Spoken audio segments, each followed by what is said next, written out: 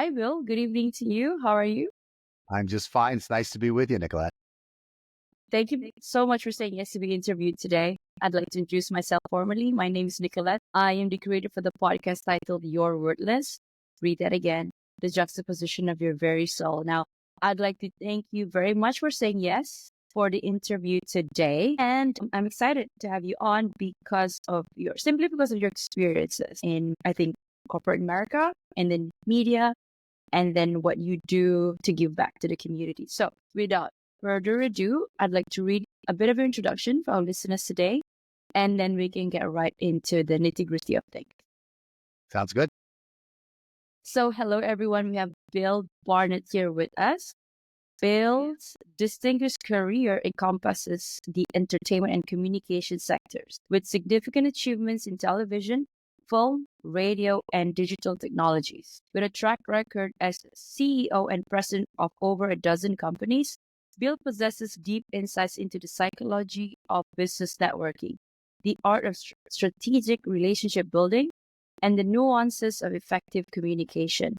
His expertise extends to identifying and capitalizing on investment opportunities and fostering entrepreneurial ventures. Now, through his current endeavor, Smarter Minds Network, Bill leverages his extensive experience to support job seekers and entrepreneurs from all walks of life, whether guiding individuals on career advancement, assisting recent college graduates as they embark on professional journeys, helping parents re-enter the workforce, or advising veterans and their spouses on career transitions, offers tailored advice and strategies. He is also a trusted consultant on business plans, hiring practices, and investment strategies, both personal and business related. Wow, so much to unpack, Bill. So I'm going to be learning a lot from you today. Good. I hope I can come through for you. Of course. Okay, Bill. Before we go into the serious side of things, can you share with us first what was it like growing up as a Bill Barnett? Well, I actually had great upbringing. I had two very loving parents that were very involved in our lives. I have two sisters, two younger sisters. We're all within 3 years of each other. We're very close in age. Mm-hmm. My father grew up in the Depression, and so he had set values. I mean, he worked hard from day one. He was in the war, and the value of hard work and the value of a dollar, and he instilled those in me, and I kind of carried it out through my entire life. And my mom was also, we were all very close family, and they gave us, me and my sisters, every benefit that you can imagine. We lived in a nice area, we went to good schools, and they gave us a really, really terrific, warm, loving household to grow up in. I love that. Okay. I before I interview all of my guests, I do a little bit of research about them so that let's see if I can connect. And I could feel like, because I was looking at your Instagram and then I saw like pictures of you and your family and your daughter. It's like, oh, it reminded me of my dad, like how he's because we're all girls. I don't know if you have All girls. sons. I have twin girls. Even and there's three of us, so I'm the eldest, and I can see how protective and loving of a father figure you are to your kids, and I can sense that and then the way you were talking about your daughter in New York New York City, and then now she's back in LA, and I'm sure you're ecstatic about it. And the first circle for me as well. FYI, I used to live in Kuala Lumpur, the capital of Malaysia, and 17 years, 15 years. So now I'm back at my parents' place. So it's like my dad is, and okay, yeah, I don't know why I'm telling you this, but I went to the States in September actually to make a big to decide whether if I wanna live abroad, and I've always lived abroad since when I left home since 17. Right now, when I came back, I made up my mind and said, okay, I told my dad, Dad, you know that I've always been the one that likes exploring, and I'm gonna come back. I'm gonna close my chapter in KL. I'm gonna come back and stay with you for about a year or so, and then I'm gonna go and explore. So, New York, and she's like, okay, but the only thing is he told me is like, okay, get your finances ready, and then you know you can go. So yeah, it's I think I don't know why, but I feel like I can resonate that with you. But yes, Bill. Okay, what is your backstory? Like, what did you do before, and how did you come about to what you're doing now? Yeah. So my career, believe it or not, it really started when I was in college. I Mm. was a yell leader in college. I was very involved with sports at SC. I went to USC, and I was on a train ride from Chicago to South Bend, Indiana, for a USC Notre Dame football game. And I was Mm-hmm. speaking to a very nice woman sitting right across from me on the train. And she said, "Do you mind if I call my husband over? I'd love for you to meet him." And he happened to be the president of of Walter Thompson, with J. Walter Thompson, which is was the largest advertising agency in the world. Oh And wow. we talked for about a half an hour on the train. And he says, "What are you majoring in?" And I said, "In business." He says, "Well, I have to tell you something." He says, "I mean this in the nicest possible way. You have the gift of gab. You are a great speaker. You're Really? poised for somebody your age." And he says, "I really think you should get into marketing or advertising, something like that." Long story short, I switched my major.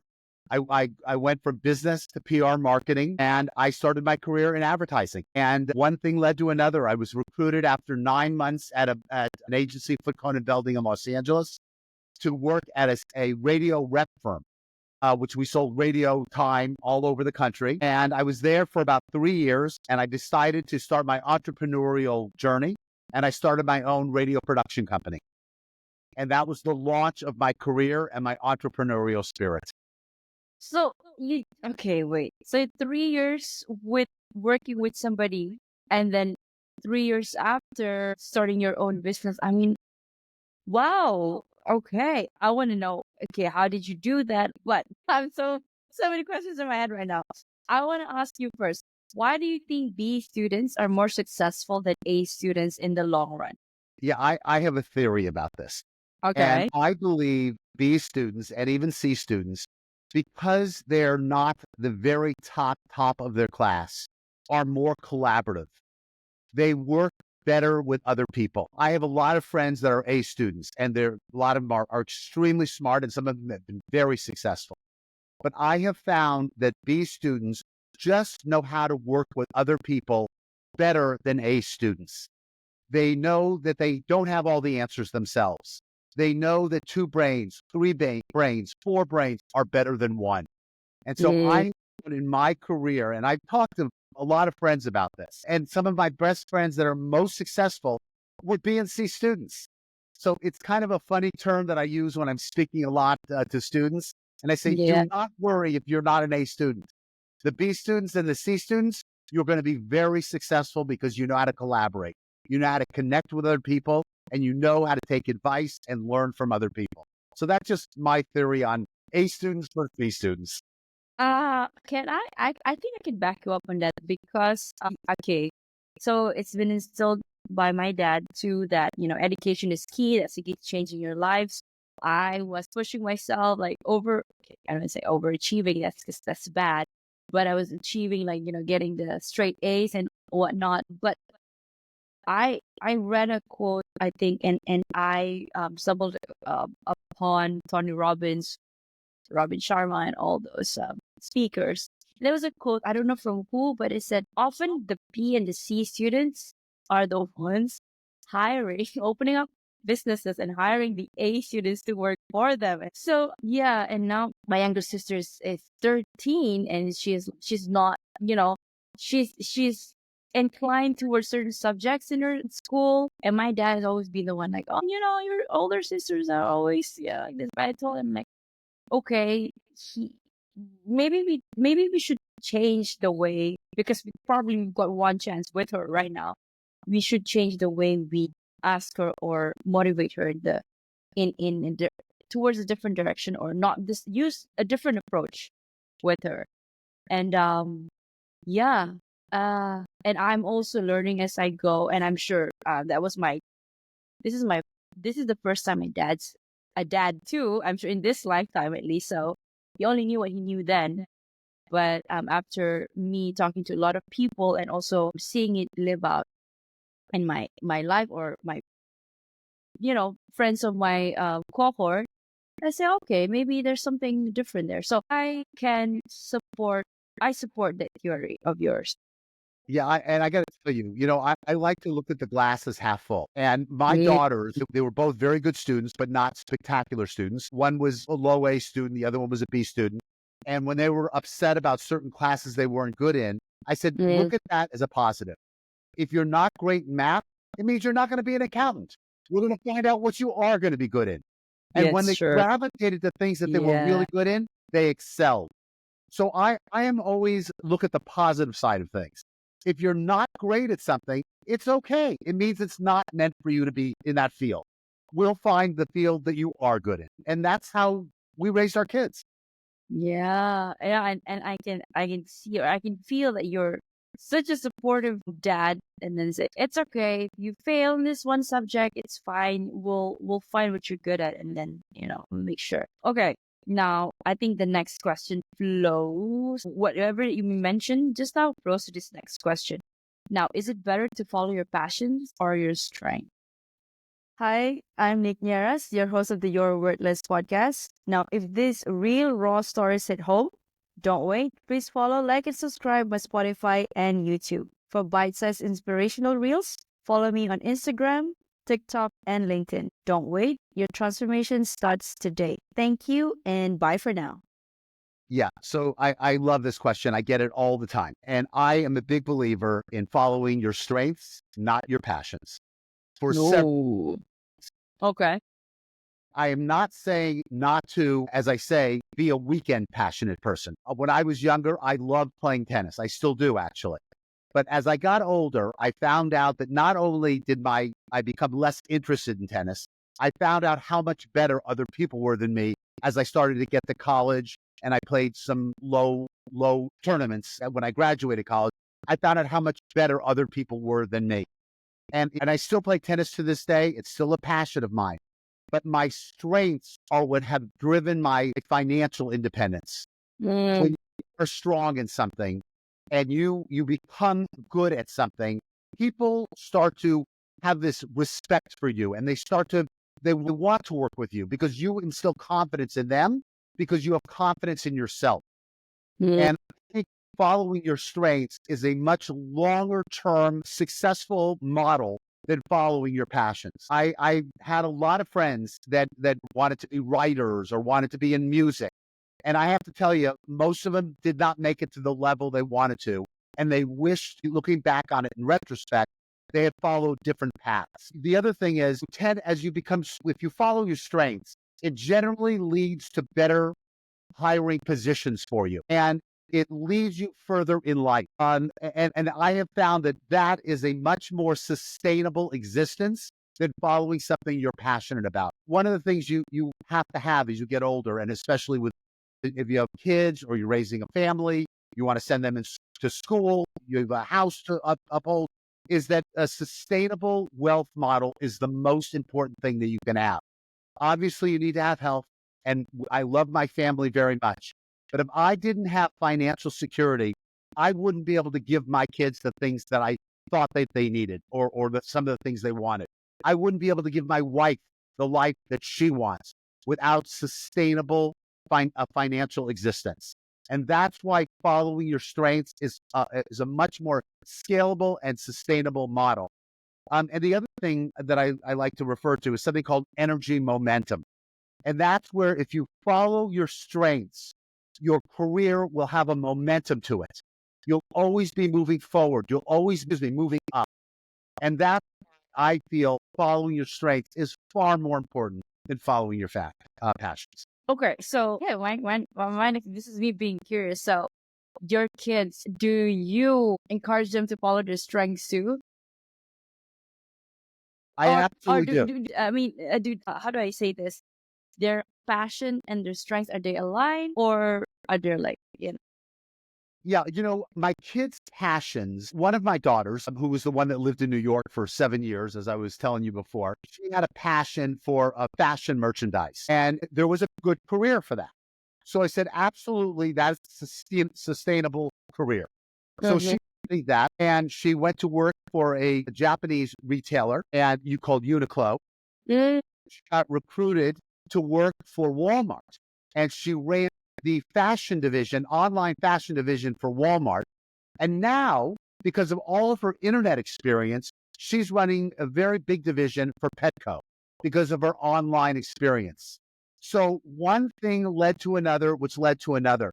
But the other thing that I think is very important for people to understand about their passions are that, and I talk about this all the time, passions are fleeting.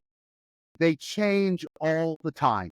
I've had many different passions throughout my life, but my mhm, strengths have always been consistent. And I mm, knew that I could always rely on my consistency and my strengths. I remember my dad was an architect, so he was born with a natural artistic bent to him. And I've always enjoyed art. I always loved it. And about 10 years ago, I said, you know what? I want to learn how to paint. I have a lot of passion. I really want, I got to tell you, that lasted for about 6 months. And I've got several $100s worth of painting and materials in my garage. So passions are fleeting. I'm not saying not to, try them and do them and if you have fun with them, but I'm just saying that your strengths are something you can rely on and something that is something you could do throughout your life because you know you're good at it. okay, well, I need to do a bit of thinking afterwards then, after this Okay. interview. Well, thank you for that. Okay, Bill, what qualities do you find in the most successful people? All right. So I have kind of a list of things that I look for when I'm investing in somebody or when I'm hiring them. And the first most important one is self-discipline. Does the person have discipline? Are they focused? Are they earnest? Do they have a target that they know that they want to accomplish? The people that I have hired that have been the most successful are people that are focused and disciplined. They take care of themselves. They're generally very healthy and they care about what it is we are doing. The second thing that I think is very important is curiosity. I love people that are curious, that always want to learn, that always want to make themselves better. The third is resilience. I like to know we're all going to fall down. We're all going to get knocked down. The key is, can you get back up again? And we're all going to fall down more than once. I've had a fairly successful career, but I can't tell you how many times I've been knocked down, how many times a deal didn't go the way I wanted to go, or a job didn't go the way I wanted. But the key is I kept getting back up and I kept fighting the battle. And that's what I want from the people that I'm talking to, hiring, or investing in. Another really important one is adaptability. Are you willing to go with the flow? Are you willing to make a pivot when you have to? I've started half a dozen companies and none of them ended up the way we thought when we started them. There was always a change. Some were more dramatic than others, but there was always a change. When I brought my team together, the key 4 or 5 people, that was one of the most important things I talked to them all about. The guys, we have a way that we think this is going to work. But I'm telling you right now, it's not going to end up exactly what we're thinking right now. I need to know that you all have the ability to pivot, that you all have the ability to be flexible and to adjust to circumstances. The other important things to me are your ability to network, your ability to be able to be personable, to meet new people. I always tell when I'm talking in colleges and universities, the most important thing that you can be is likable. It's important that other people want to work with you. You'll get much more out of people if people like you. I've been involved in some fairly lucrative investments. And the reason I got involved with those is because I was friends with the people before they started their business. And they came to me after and said, Bill, I've got this deal. I really think you should invest in it, or I'd like you to invest in it. And because I knew them and because I trusted them and because we had a bond already, those were some of the things that led me to some of my bigger successes. The other two things that I want to talk about, and I'll end this because I know you've got other questions, are self-awareness. I Mm, think it's extremely important that you not only understand, but embrace your liabilities. We all have liabilities. And one of the greatest things for me in my life as I hit my mid to late 30s is understanding I was not always the best at everything I did. In fact, as I got older, I found out I was rarely the best at anything I did. So that Excuse was me. enlightening for me, but it made me a more successful and a more relaxed person. And I realized there's nothing wrong with going to somebody else and asking a question, asking for help, asking for an opinion. And I like to say that I've got my board of directors, my personal board of directors. And those are all my closest friends that I know, that I trust, that have experience, that I can rely on. And the last point I want to make, the last one, is integrity. I want to make sure that everybody I deal with is honest, is straight up, will tell you the truth, and they always deal with integrity. Wow. Those are those, I should be writing all of those things that you mentioned on my board. I look at them every day. Bill, I'm interested. Can you, since you mentioned you've had so many deals that, did not go through or did not go the way you wanted them to, can you share one particular deal that, that you still remember to this day, and what did it teach Yeah. you? So I had a company several years ago based on when my kids were going to college, and we designed a platform for kids all over the world to be able to submit video interviews for college. They couldn't afford to fly to the college of their choice. They couldn't afford to interview, but all these other kids that had a lot of money could fly anywhere and interview at all these different colleges. Mm. After that, we found out that colleges didn't have the manpower to interview all the kids that they felt should be interviewed. So we came up with this platform it was called Like Live, for kids to interview, and it would be submitted with all their files to the colleges, their grades, their scores, their essays, all of that. And we were at a very difficult point. I was financing the company by myself, and we thought we had a deal for an investor to come in and it would support our company. And it came at a somewhat desperate time for us. We were down to our last few dollars, and it was very important. Well, that deal fell through. And Yeah. lo and behold, I would say a week later, another company, a very large company from the East, from Princeton, New Jersey, came in and said, Bill, we really like what you're doing. We'd love to invest in your company. And not only did that investment, after 2 weeks of negotiation, they said first they wanted to buy 10 or 20% of our company. Then they came back and said, we want to buy 40% of your company. Then they came back and said, we want to buy 51% of your company. And I said no to that. I said, I'm not selling more than 50%. A week later, they came back and they said, here's a number. We'd like to buy 100% of your company. And they bought the entire company. Wow. Talking about resiliency and The talking no about, number must have been very favorable for you to actually let go 50%, yeah, 100% of that. right. Wow. Wow. Wow. So, okay. Amazing. Okay, between that period of, the back and forth, them coming back to you, 20%, 40%, 51%, and then 100%, like what were you doing differently at the time? Like if you were to think about it right now, Yeah. retrospectively. That was an internal conversation they were having. We were not privy to those conversations. Right. So I But as a think what happened person, was, like what did you do? well, we knew, I was pretty sure, although I shouldn't tell you this because I didn't want to feel overconfident because we had just Okay. lost a deal that I thought was pretty sure. So I never wanted Right. to get overconfident. And I had 3 other partners, and we all Mm-hmm. talked obviously every single day about this, different scenarios. And the only time that we all agreed that we didn't want to do it is when they said they wanted to buy 51% of the company.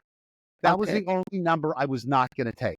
I would have gone anywhere from 49% down or 80% up, but I was Uh-huh. not going to sell just over because we would have almost half of our company and they would be the final decision maker. That's right. So I did not want that to happen. So we all hung tight. We all negotiated. I handled the negotiation, but we all decided everything as a team. That was a team process. And till the day we sold it, it was a team. And that's always how I run all my companies. Wow. So you had a laser focused vision that, okay, 49 to below or 80 Or above and above. above. Right. Right. Okay. Whew. Okay. Thank you for that, Bill, for sharing.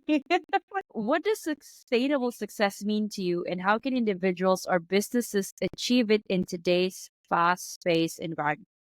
Yeah. So that's the main topic of most of my talks is Okay. sustainable success. And the first thing that I say, which is also the title of my book, Smarter Minds, is to leverage smarter minds.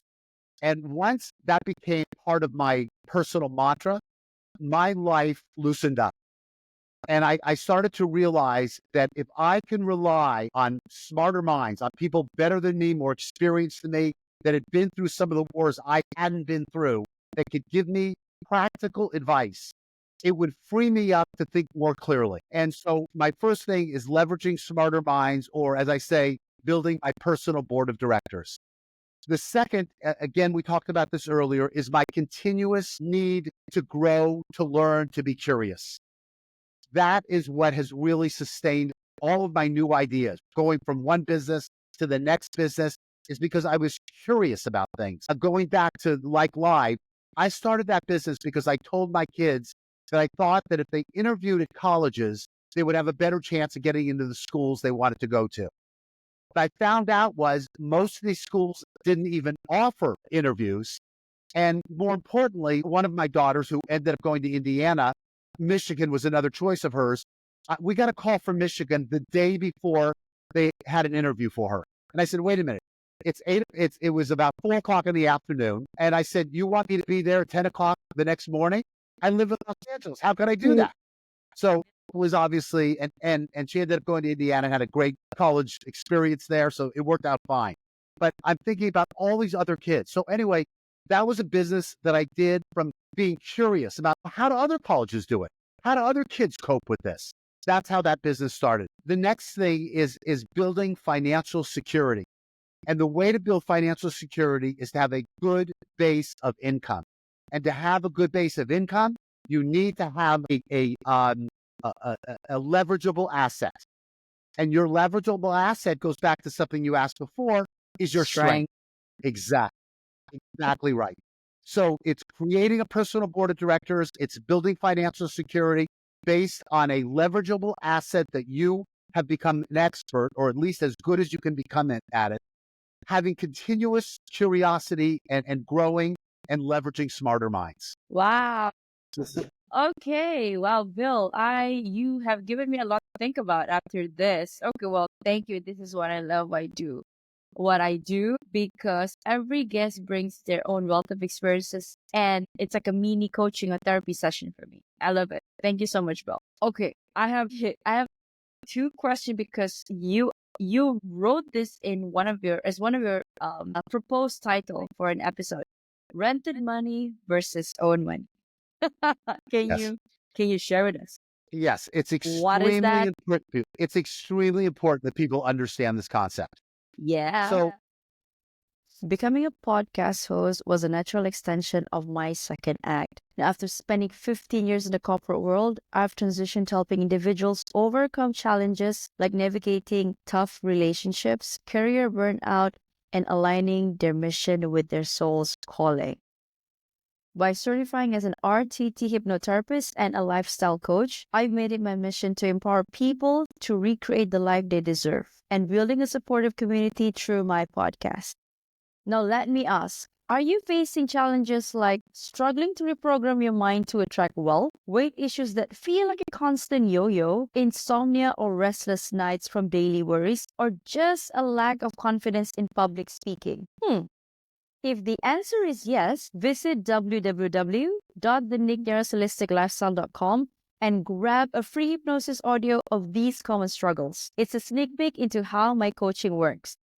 Are you feeling shy? Don't be, because I'm as real as it gets. Let's connect on Instagram and LinkedIn and start your transformation today. rented money is your day-to-day money. When you have a job and you're making a salary, you're using that money for your rent. You're using that money for your car. You're using that money for your food. This is all money that goes in and out. That's the money that you're living on. I call it rented money. The most important thing that you can do is pile up your owned money. This is money that nobody can take away from you. This is money that you have saved or invested. So let's use an example. Let's say you have a job and you're making $5,000 a month. That is the money that you are using based on the fact that you have this job. What happens if you get fired? What happens if this business goes out of business or if this business gets sold? You no longer have that money. That rented money is gone. But your owned money, the money that you've saved over a period of years, over the period of your career, that is the only money that you can rely on. That is the money that I always tell people that by the time you're 55 years old, you want your money to be working for you. You do not want to be working for money. And so the more you save, the more you invest from your rented money and put into your owned money category, the more you will be secure as you get old. Okay, so the key to that is save and invest a portion of your rented money Exactly right. and start as early as you can.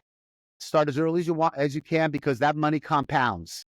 And the Yeah, more you compounding is have, our best friend. exactly, the more you have in your investment account. And by the way, there's three different tranches for money. The first is the money that you have to have because you live on it. The second is your emergency cash fund. And I don't recommend keeping more than 6 months in there. A lot of people say 12 months. I am fine with between 3 and 6 months in there, because that's not money that's earning a high interest, but it's there for an emergency and it's important. The most important bucket is your investment account, your portfolio. That's money that will be there for you when you retire. So, there's a term called FIRE. I'm sure you've heard of it. Financial independence, retire early. Right. I don't believe in FIRE. I believe in FIPA. Financial independence, pivot anytime. I have no plans on ever retiring. What am I going to do? Sit around my couch, watch TV, and eat bonbons? I don't want to ever retire. I want to pivot to something else. I may want to pivot to golf. I may want to pivot to travel. I may want to pivot to be with my daughters more often, but I'm always moving. I'm always going. So I'm never going to retire. I'm just going to pivot. And you want to make sure you have that pivot account put away that you can live on when you decide to really get out of the business that you're in. Wow. FIPA. Wait. So it's, what was it? Financial independence. FIPA. Financial FIPA. independence, pivot anytime. Pivot anytime. Okay. Okay, Bill. So why is spending is the key to retirement? This is I always the say, most. if you want to retire wealthy, spend, spend, spend. And Bill, that's a paradox. it is. And I'll tell you how to do it. It's very Okay. simple. I'm all Just ears. make sure whatever you're spending or investing in is worth more tomorrow than it is today. If you go out and buy a car, is that worth more tomorrow than it was today? Nope. You lose 20% of the value of that car as you drive it off the driveway. If you're buying a pair of pants or you're going out for a meal, is that going to be worth tomorrow more than it is today? Absolutely not. When my kids were younger and they started, when they were 10 or 12 years old, when they started working, they were called mother's helpers. And we had a deal. And I said, and the early deal was, you save all your money and I'll pay for all your fun stuff, your movies, your clothes. I'll take care of that, but save it. As they got a little older, we changed the equation because they wanted to spend their own money. And I said, what do you like? They said, we like going to the movies. We like buying clothes. I said, terrific. Who are some of the companies you like? Well, we like Disney. We like Paramount. We like these clothes. I said, great. I want you to buy stocks in those companies. I want you to take that money that you were going to spend on a movie and invest it in Disney stock. The pants you were going to buy, whatever it was, I want you to take that money and invest it in the stock in that. Now we do all index funds. But this was 25 years ago before index funds got to be a big thing. Take your money and spend it. Spend it on investments. Don't spend it on things that are here today and gone tomorrow. Wow. You could have an episode on just how to grow, make money and maintain and grow your wealth.